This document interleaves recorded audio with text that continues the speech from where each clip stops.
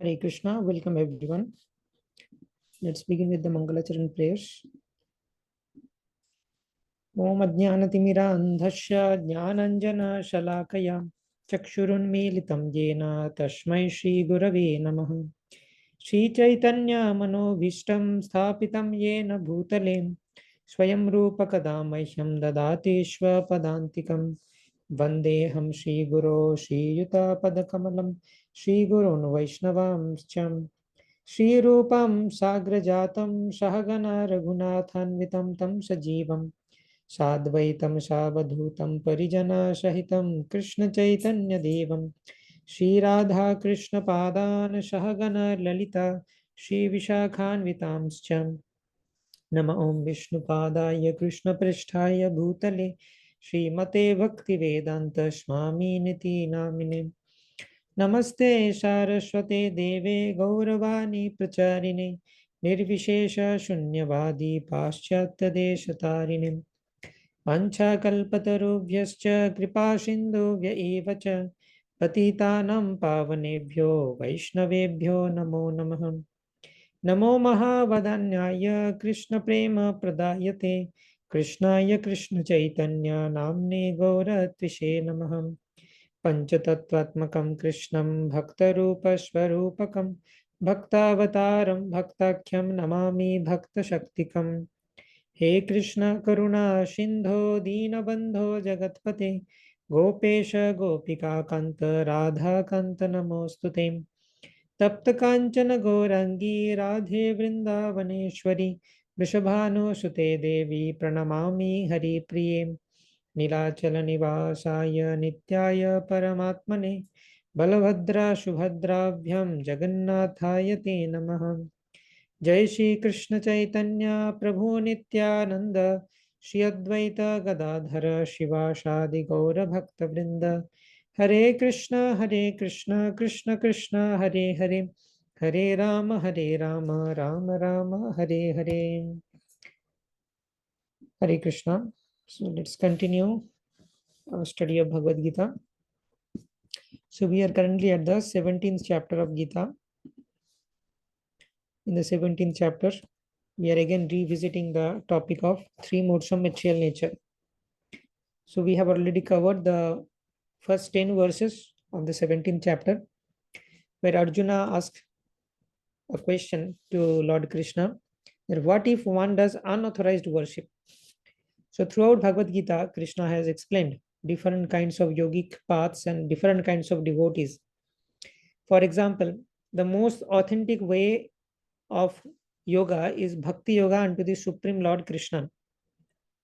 So they are called pure devotees who exclusively only worship Krishna. But there are other kinds of worshippers, like the Vishwarupa worshippers, the demigod worshippers, and then the impersonalists. So these are different kinds of transcendentalists. Impersonalist means they accept the Supreme Lord, but they do not accept the form of the Supreme Lord. They think that the absolute reality is formless. Okay, and the demigod worshippers, they worship the demigods instead of the Supreme Lord. And Krishna, throughout different chapters, like 7th chapter, 9th chapter, Krishna mentioned about demigod worship, that kama istaisthir hitagyana prapadyanti anna devata tam tam niyamasthaya prakritya niyatashvaya. So people, when their intelligence is lost due to their material desires, then they tend to worship the demigods, because an intelligent person will know that all the benedictions are coming from Krishna. Even if someone is worshipping the demigods, they do not have the power to provide benediction. Demigods are dependent on Krishna to give the benediction unto their worshippers. So therefore, it is wise and intelligent person will worship Krishna directly, because Krishna only is giving us those benediction and not the demigods. So, but still, some people they worship the demigods, and they cannot have faith on the Supreme Lord Vishnu. So, what if someone does such unauthorized worship of the demigods, or the ahangraha upasana, thinking oneself to be same as the Supreme Lord, like the impersonalists, or the worship of the Vishwarupa? So, what happens for all of them? How is their faith categorized? So then Krishna mentioned that, yes, just like every aspect of this material nature, the faith of a person is also determined by three modes. So these three modes of material nature, Sattva, Raja, and Tama, they affect everything. Starting from the food, sacrifices, austerity, charity, faith.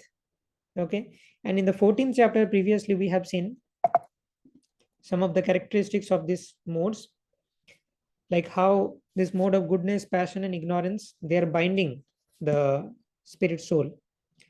These are called three modes of material nature. In Sanskrit, the term for modes of material nature is called guna.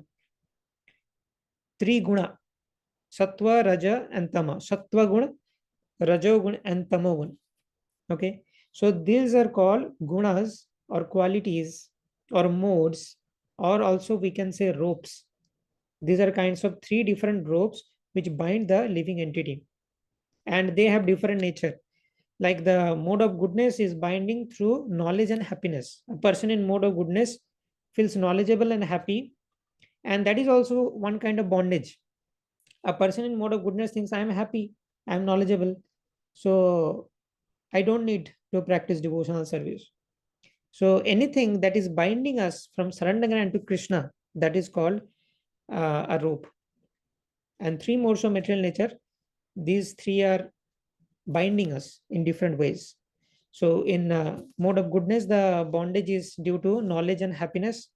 In mode of passion, the bondage is due to fruitive activities, attachment towards opposite sex, and too much material desire. A person in mode of passion is trying to act a lot and thinks less, acts without thinking, and too much attached to the fruits of action and too much attached to sense gratification and opposite sex.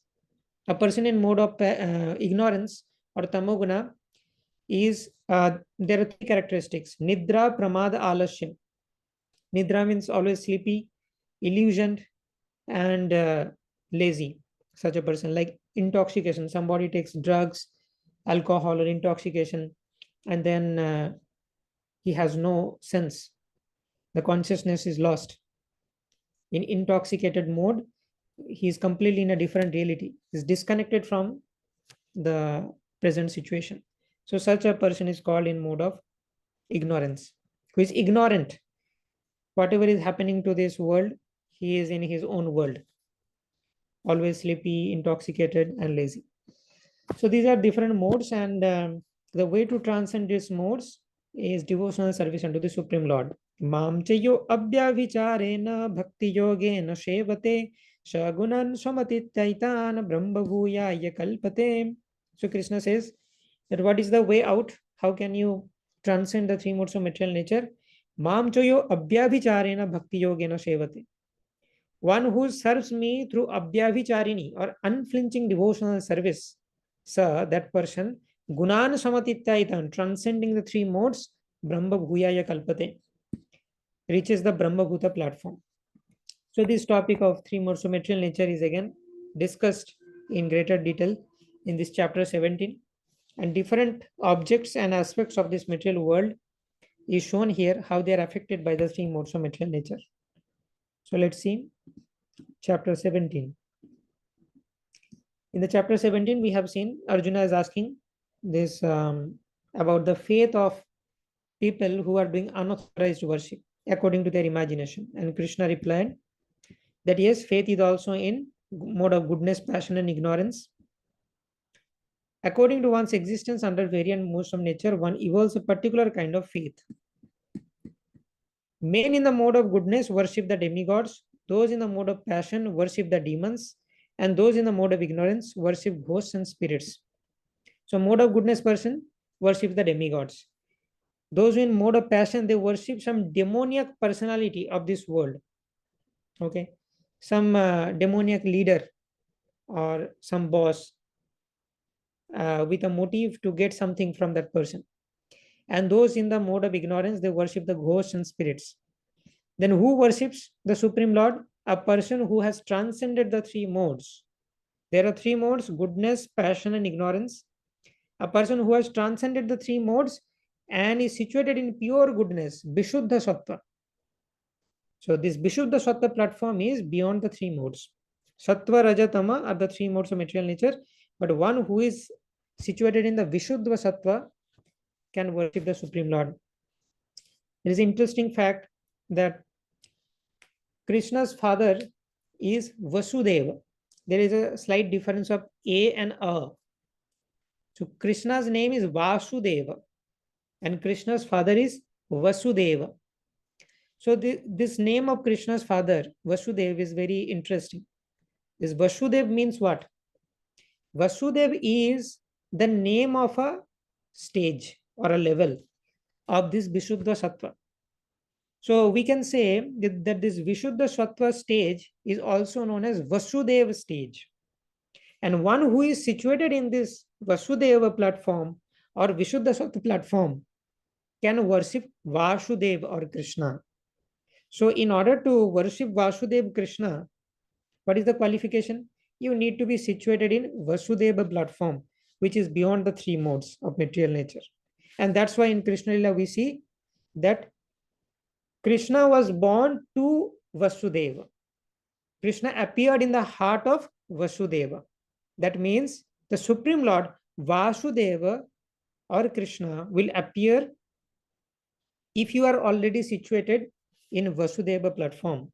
So that's why it is very important that we transcend these three modes of material nature. Then only Krishna will reveal his complete self to us.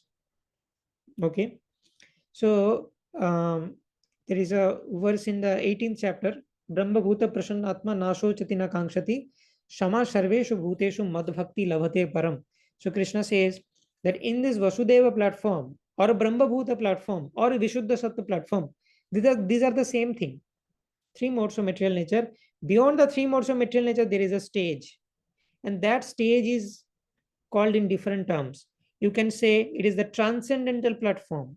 It is the Vasudeva platform. It is the Vishuddha Sattva platform. Okay, it is the Brahma Bhuta platform. Different names, but it is the same thing. Beyond the three modes of material nature.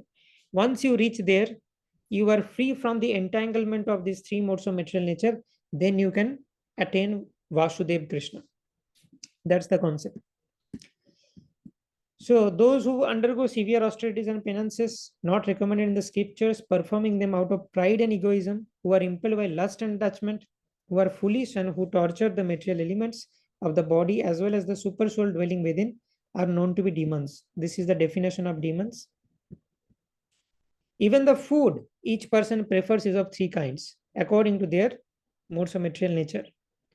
The same is true for sacrifices, austerities, and charity. Now here of the distinctions between them. So now Krishna will describe food in three different modes, austerity, charity, sacrifices in three different modes. So we have already discussed about the food. I'll just do a quick recap and then we will discuss about other things in three modes. So what are the foods in mode of goodness, passion, and ignorance? Foods dear to those in mode of goodness increase the duration of life, purify one's existence, and give strength, health, happiness, and satisfaction. So these are the effects of food in mode of goodness. If one takes the foods in mode of goodness, that means sattvika food. If you take, you will get all these benefits. Such foods are juicy, fatty, wholesome, and pleasing to heart. Foods that are too bitter, too sour, too salty, too hot, too pungent, dry, burning are dear to those in the mode of passion. Too much spices, too much of anything makes the food in mode of passion or rajoguni food. Such foods cause distress, misery, and disease. These are the effects. If you take rajoguni food, it will disturb the body and there will be diseases and misery in the body. Foods prepared more than 3 hours before being eaten, foods that is tasteless, decomposed, putrid, and food consisting of remnants and untouchable things is dear to those in the mode of darkness, or this is tamoguni food. And Srila Prabhupada described in the purport that if it is prasadam of the Supreme Lord, then it will not become tamoguni. Okay, then even if it is taken after 3 hours, it is okay if you are eating prasadam. Now, let's hear the other things. the sacrifices in three modes from verse number 11. Afalakankshi viryagyo vidhidisto ijyate yastavyam eveti mana samadhaya sasatvika. Of sacrifices, the sacrifice performed according to the direction of scriptures as a matter of duty by those who desire no reward is of the nature of goodness. So now we discussed food in three different modes: goodness, passion, and ignorance. Now we are discussing sacrifices in three different modes. Sacrifices means what? Yagya. What is the definition of sacrifice? Sacrifice means to give up something. That is also sacrifice. For example, if the devotees are following the four regulative principles, they're giving up meat, tyag. Anything tyag is called sacrifice. Okay. Yagya is also called sacrifice. Yagya means what we know, fire sacrifice. If you are worshipping Vishnu by fire sacrifice, that is also sacrifice. So sacrifice is of different kinds. Now, Bhagavad Gita defines what is a sacrifice. Yagyartham karmano nyatra lokoyam karma vandana tadartham karma kvanteya mukta shanga shamachara. Anything done for the satisfaction of Vishnu is called sacrifice. Yagga vai Vishnuho, Shastra says. So in general, there are many kinds of sacrifice. If you are giving up something for the pleasure of Krishna and Guru, that is also sacrifice. You are doing fire sacrifice. You are offering ghee and other fruits and worshipping the Supreme Lord. That is also sacrifice. You are feeding the Vaishnavas by sacrificing your money. That is also sacrifice. So anything that is done for the satisfaction of Vishnu is called sacrifice. So when we chant the holy names, that is also sacrifice. Yapa yajna. That is also one kind of sacrifice. So this is the broader meaning of sacrifice. Now, this sacrifice we can do in different ways. Different people do sacrifice in different ways. A person in Sattva does sacrifice in this way, defined in this verse. The sacrifice performed according to the direction of the scriptures. A Sattvika person will consult the scriptures, how this sacrifice should be performed. For example, if we are chanting the holy names, that is also sacrifice. You will ask the Vaishnavas and you will read the scriptures, how holy names should be chanted. For example, one rule is, before chanting the holy name, you have to chant the Panchatattva Mahamantra. If you are doing that, that means you are following the scriptures. As a matter of duty, by those who desire no reward, I am doing the sacrifice only for the satisfaction of the Lord, and I do not desire anything in return. That is important. Then this sacrifice will be in mode of goodness. The general tendency is to offer sacrifice with some purpose in mind. If you have some purpose in mind, then it is not sattvika sacrifice. But here is stated that the sacrifice should be performed without any such desire. It should be done as a matter of duty. It's my duty to worship Vishnu. That's why I'm doing. Take, for example, the performance of rituals in temple or churches. Generally, they are performed with purpose of material benefit, right? For example, some people in some temple traditionally, you will see that someone wants a son. Some couple, they are trying for many years and they are not begetting children.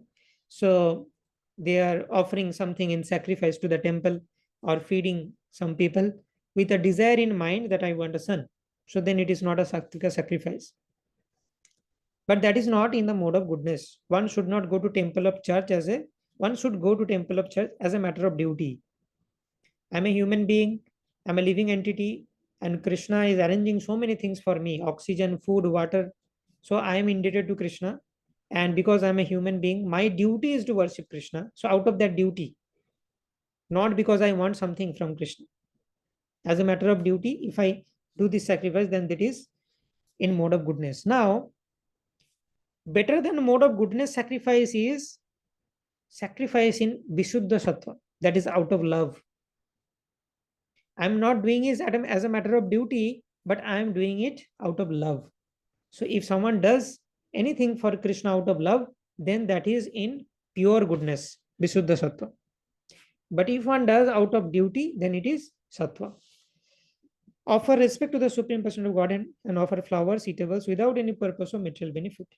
Everyone thinks that there is no use in going to temple just to worship God. General people think like that.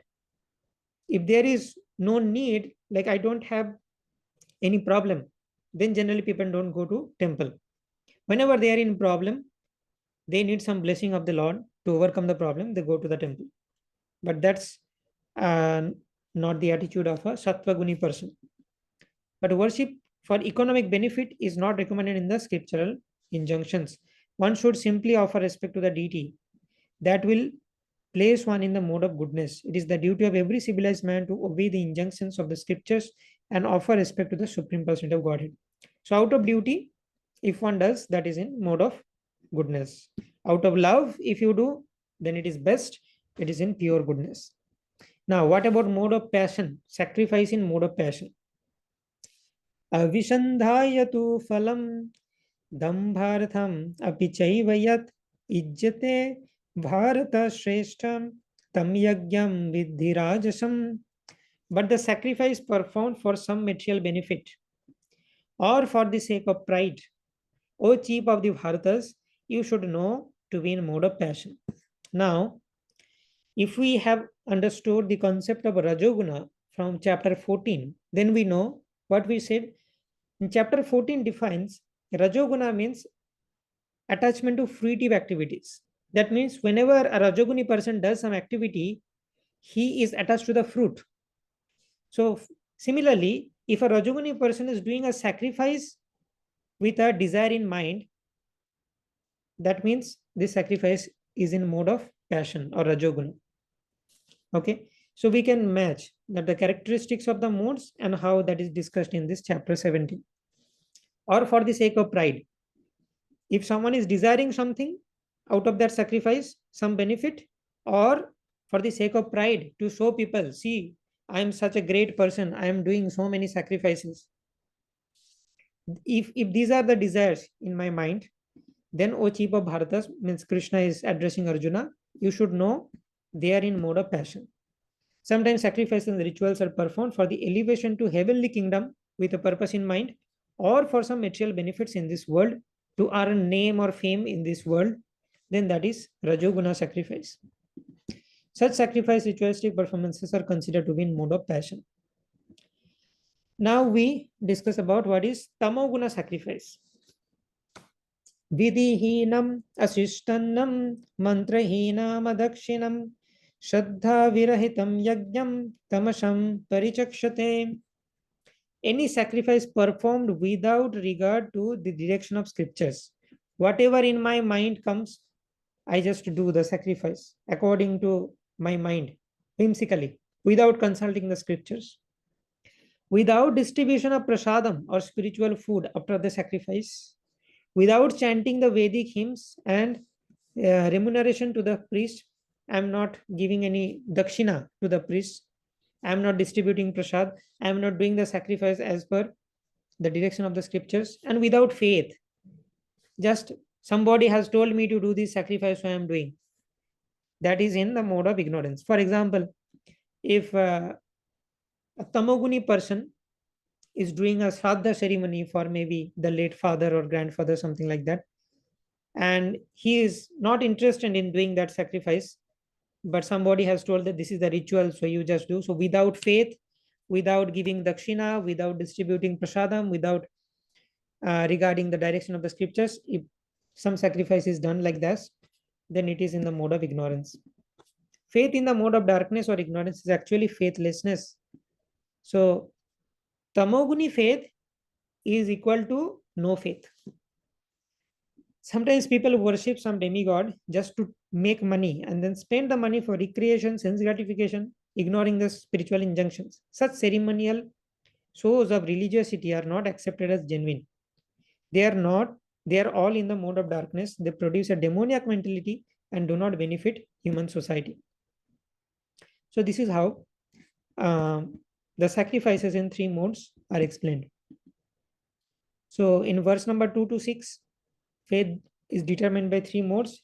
8 to 10, we discussed food in 3 different modes: Satvika food, Rajasic and Tamasic food. 11 to 13 discusses the sacrifices in 3 different modes. Now, 14 to 16, 3 different types of austerity. Devadvija Guru Prajna Pujanam Shochamarjavam Brahmacharya Mahimsa Cha Shariram Tapa Uchyate.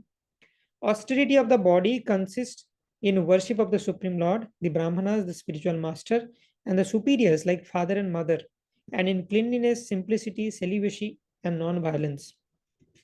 So now austerity in three different modes are being discussed.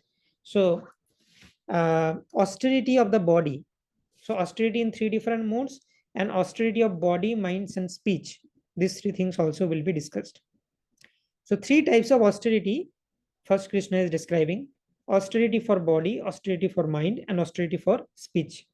Now, how this austerity is performed by Rajoguni people, Tamoguni people, and Satvaguni people, that will be explained in the next section. So, three different type of austerities. Austerity means tapasya. Tapasya means voluntarily accepting some inconvenience for higher purpose. So, what is the science of austerity? It is linked with law of karma. So, we all have done some sinful activity, and we have to suffer the reactions of those sinful activities.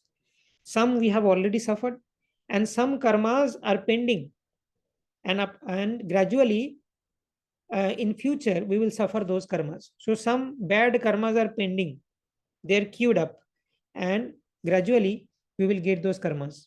Now austerity means voluntarily doing some tapasya or accepting some inconvenience.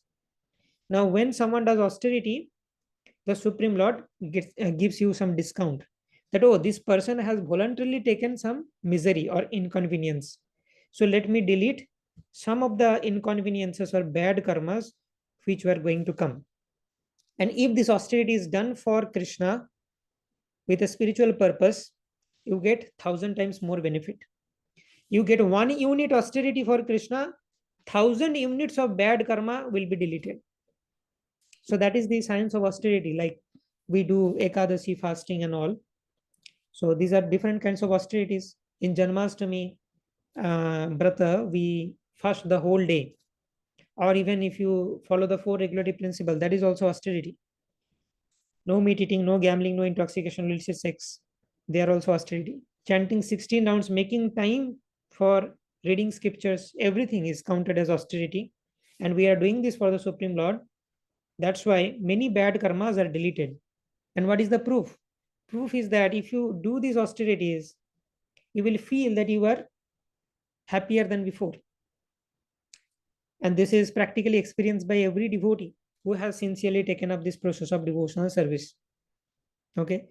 So austerity is very, very important. Sometimes people come up with this atheistic logic that, oh, if the Supreme Lord is so merciful, then why he has written all these different kinds of vratas and upavas and fasting for his devotees? Is the Supreme Lord happy to see his child fasting? A mother will not be happy to see the child fasting. How can the Supreme Lord be happy by seeing the child fasting?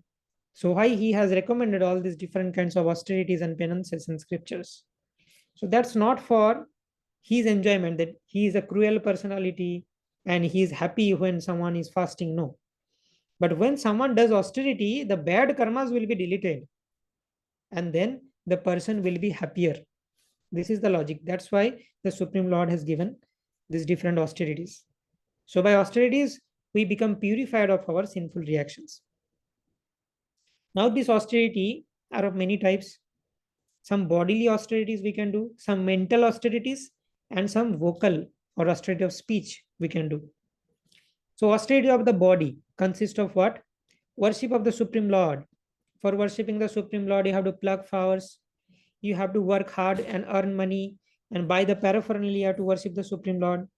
So that is the austerity of body. You have to get up early and you have to worship. So these are different austerities of body. The Brahmanas, the spiritual master, not only the Supreme Lord, worship of Guru. So Hari, Guru, and Vaishnavas. Worshipping the Hari, Guru, Vaishnavas is austerity of body. And superiors like father and mother, that is also coming under the austerity of body. And in cleanliness, simplicity, celibacy, non-violence, keeping the body clean is also an austerity. A lazy person will not take bath for days. But a person who is a Brahmana keeps the body clean by taking regular bath, sometimes multiple bath in a day. So that involves some austerity. Simplicity, leading a simple life, not a very gorgeous and life full of sense gratification. Maintaining celibacy, not getting attracted to and not giving up or yielding to the sex desires, and non-violence means not harming any living entity. These are the different activities which are considered to be the austerity of body. The Supreme Godhead here explains the different kinds of austerity and penances. First, he explains the austerities and penances practiced by the body. One should offer or learn to offer respect to God or to the demigods. So, even yes, we should offer respect to the demigods. We should worship the Supreme Lord, but we should not disrespect the demigods because they are also Vaishnavas. The perfect qualified Brahmana, spiritual master, superiors like father, mother, or any person who is conversant with the Vedic knowledge. So the first aspect of austerity of body is to worship these personalities, Hari, Guru, Vaishnavas, and superiors. These should be given proper respect. One should practice cleansing oneself externally and internally. Externally by taking bath, and internally by chanting the Hare Krishna Maha Mantra. That is also another austerity. And he should learn to become simple in behavior. He should not do anything which is not sanctioned by the scriptural injunctions. He should not indulge in sex outside of married life. For sex is sanctioned by scripture only in marriage, not otherwise. So brahmachari or celibacy means only performing sexual activities within marriage. No extramarital affairs or premarital affairs. That will fall under the category of illicit sex. So avoidance of illicit sex means celibacy. This is called celibacy. These are penances and austerities as far as the body is concerned. So daihik tapasya, the austerities of the body we have discussed. Now let's see what are the austerities of mind and words. Okay. So austerity of speech is being discussed. Anudvegakaram vakyam satyam priyahitam chayat swadhyayavyasanam chaiva vangmayam tapa uchyate. So austerity of speech, we are able to talk. So in talking also, we have to practice some austerity. We cannot talk anything and everything.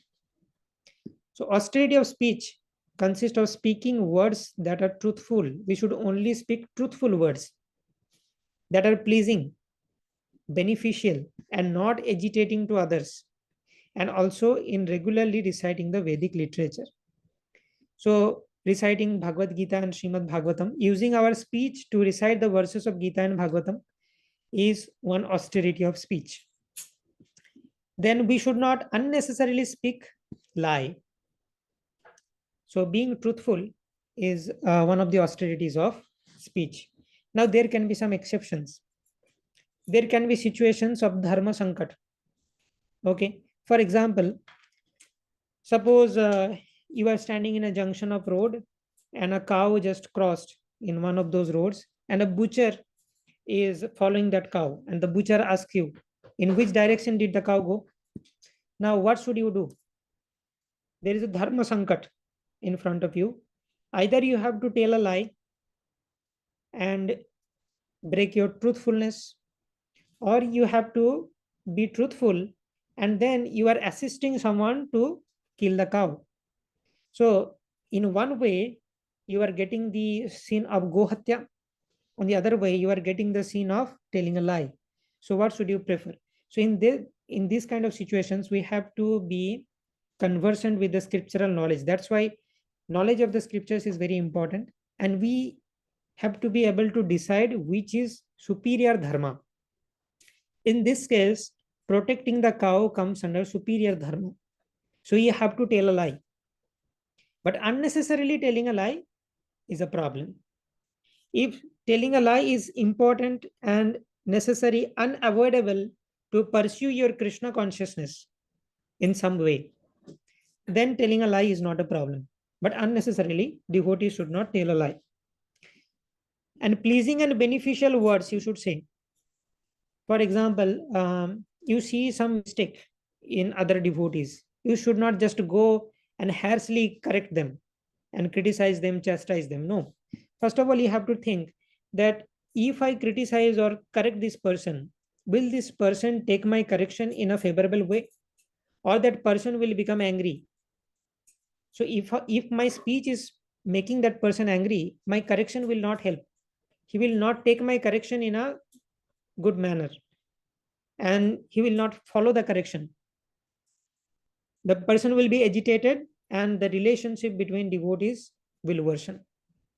So we have to speak only pleasing and beneficial words. We have to consider whether this word which I am going to say is beneficial for that person or not. Otherwise, we should not say.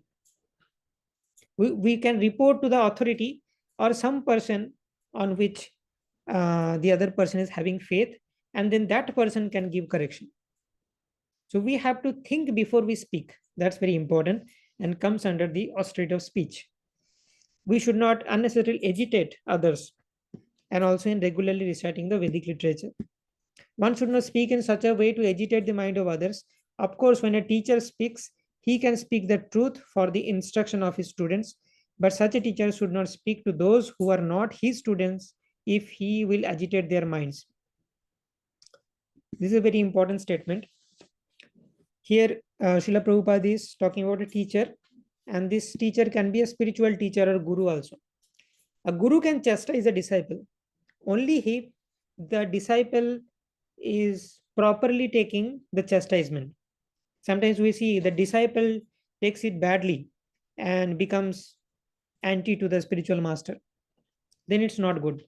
And if someone is not your disciple, then you should not instruct them or chastise them. A guru is allowed to chastise or find faults within the disciple, because this is important. If guru will not find fault and guru will not chastise, how can the disciple improve? So for the improvement of the disciple, guru is allowed to chastise, but given the disciple is able to take, the guru and the disciple is having such a relationship so that when the guru chastises, the disciple will not take it wrongly. So for that, guru has to love also. Not that only I am chastising my disciple. No, the guru has to love also. Then the disciple knows that guru loves me so much. So now if guru is chastising me, that means he is doing it for my good. Then the disciple will be able to take that in proper mood. So this is important. Unless you have that confidence, we should not chastise anyone or correct anyone. This is the penance as far as talking is concerned. Beside that, one should not talk nonsense. Okay. So we should not speak nonsense or prajalpa. We should only speak Krishna conscious things. The process of speaking in spiritual circles is to say something upheld by the scriptures. Don't speak anything which is going against the scriptures or creation of your own mind. Speak something which is conversant with the scriptures. One should at once quote from the scriptural authority to back up what he is saying. Whatever you say, there should be some scriptural reference. With scriptural reference, you have to speak. That's why we are training students to memorize the verses of Gita, Bhagavatam, Chaitanya Charitamrita, different scriptures. At the same time, such talk should be very pleasurable to the ear, should not be agitating.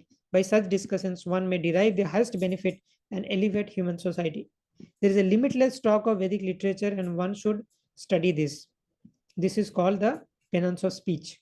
So by studying and reciting the Vedic verses, that is also one of the austerity of speech. Now we have discussed austerity of body, austerity of speech, daihik tapasya and vachik tapasya. Now manasik tapasya, austerity of the mind. Mana prasada saumyatyam monam atma vinigraha bhava samshuddhirityetat tapo manasamuchyate. Satisfaction, simplicity, gravity, self-control, purification of one's existence are the austerities of mind. Mind should be satisfied. Mind is always hankering for this, that, I want this, I want that. If you fulfill, then mind says, oh, now I want this, I want that. So mind's hankering will never stop. So we should not just become the slaves of mind and supply whatever the mind is asking. No, we have to control the mind. And we should train the mind to become satisfied with minimal requirements. That is one of the austerities of mind. Simplicity. We have to like train our mind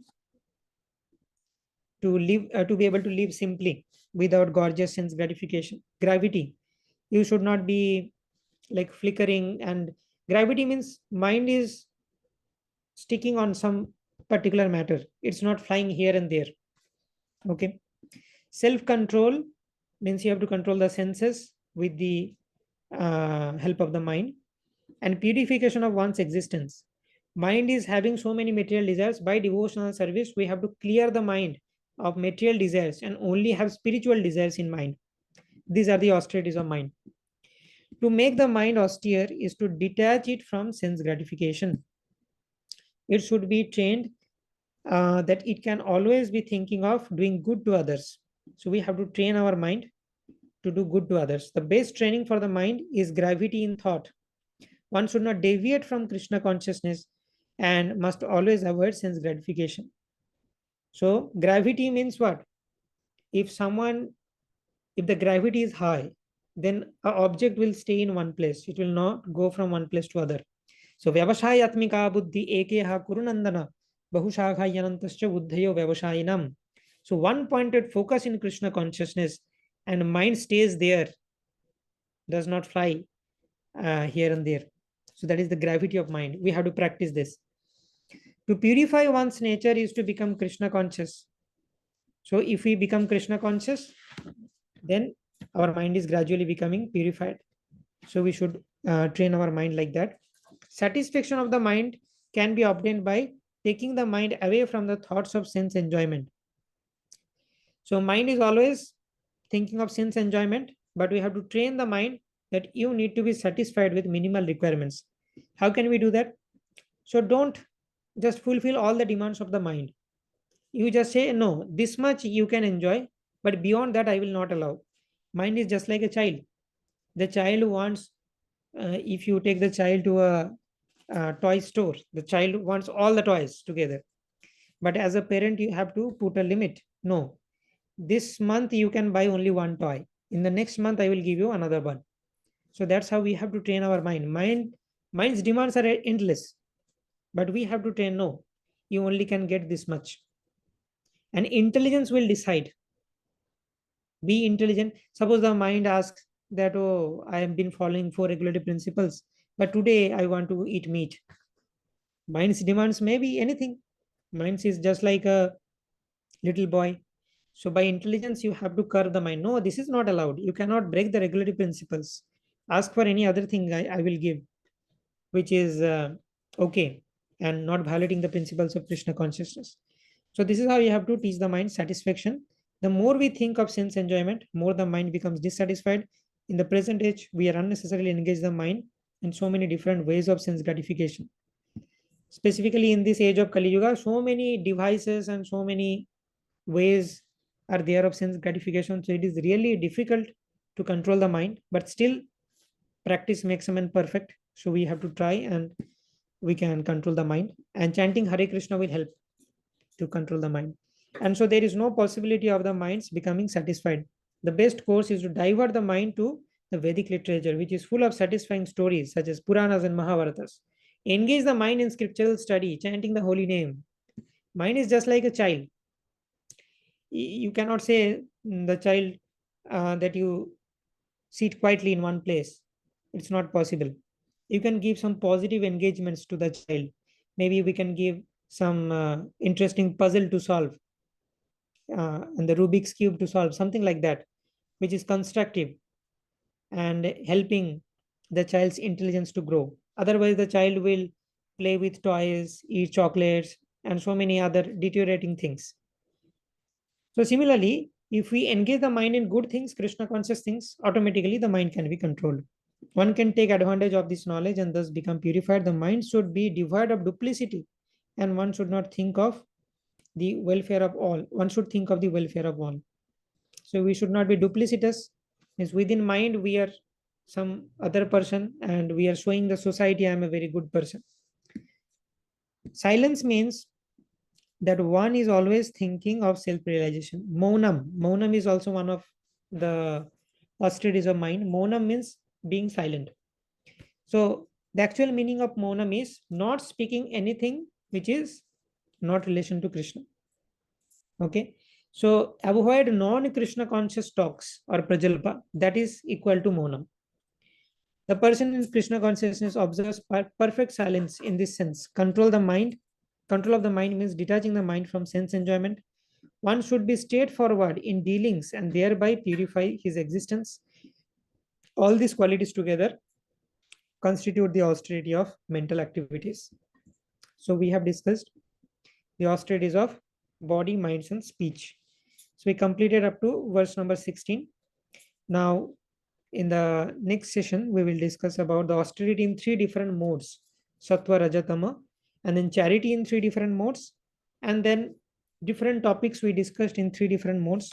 Now, if all these things are done for Vishnu, then it becomes transcendental.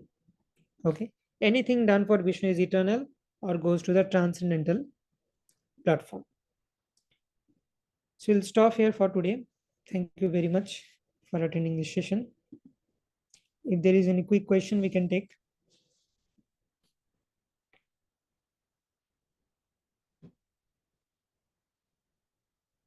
Okay. So we'll meet next week again. Thank you. Hare Krishna. Srimad Bhagavad Gita as it is ki jai. Srila Prabhupada ki jai. Nitai Gaur Premanande. Hari Hari Bol.